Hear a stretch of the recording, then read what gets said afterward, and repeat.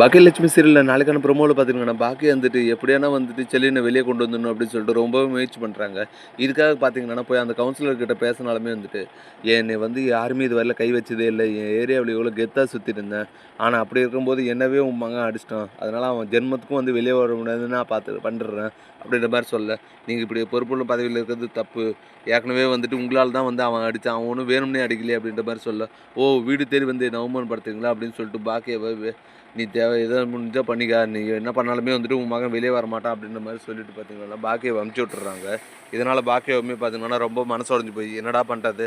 செல்லின எப்புட்றா வெளிய கொண்டு வரது? அப்படின்னு சொல்லிட்டு ரொம்ப தீவிரமா யோசிச்சுட்டு இருக்க டைம்ல தான், சரி அவங்க கட்சி பெரிய தலைவர்கிட்ட இது நடந்த எல்லா விஷயத்தையும் சொல்லி கேட்டு பார்க்கலாம் அப்படின்ற மாரி சொல்லிட்டு பார்த்தீங்கன்னா, நேரா மந்திரிய பார்க்க போறாங்க. அங்க போனா பார்த்தீங்கன்னா, சீக்கிரம் மந்திரிய பார்க்க விட மாட்றாங்க அவங்க தொண்டர்கள்லாம் சேர்ந்து.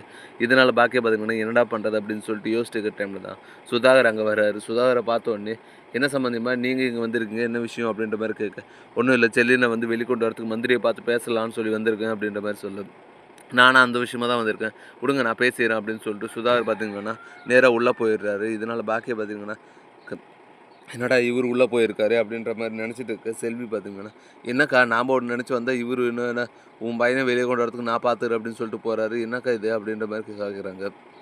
விடுடி எப்படியோ ஒண்ணு செல்லியும் வெளிய வந்தா சரிதானே!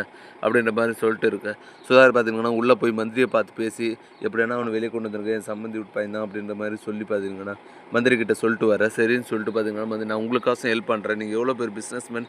என்கிட்ட வந்து இந்த உதவியெல்லாம் கேட்கலாமா? ஃபோன் பண்ணியிருந்தாலே நானே இது பண்ணியிருப்பேன்ல அப்படின்ற மாரி சொல்லிட்டு, மந்திரியுமே வந்து பார்த்தீங்கன்னா, செல்லின வெளிய வரதுக்கான எல்லா ஏற்பாடும் பண்றேன்னு சொல்லிட்டு வாக்கு குடுத்துட்டு, சுதாகர் அனுப்பிச்சு வைக்க, சுதாகருமே வந்துட்டு பார்த்தீங்கன்னா, சரி சம்பந்தி வந்த வேலைலாம் முடிஞ்சுச்சு. கண்டிப்பா செலியன் வெளிய வந்துருவான். கவலைப்படாதீங்க அப்படின்ற மாரி சொல்லிட்டு பார்த்தீங்கன்னா, கிளம்பி போயிடுறாரு. இப்படி தான் வரப்போற எபிசோட் வந்து போப்போது. அடுத்து என்னலாம் இன்ட்ரஸ்டிங்கா நடக்க போகுதுன்றத நம்ம பொறுத்திருந்து தான் பார்க்கணும்.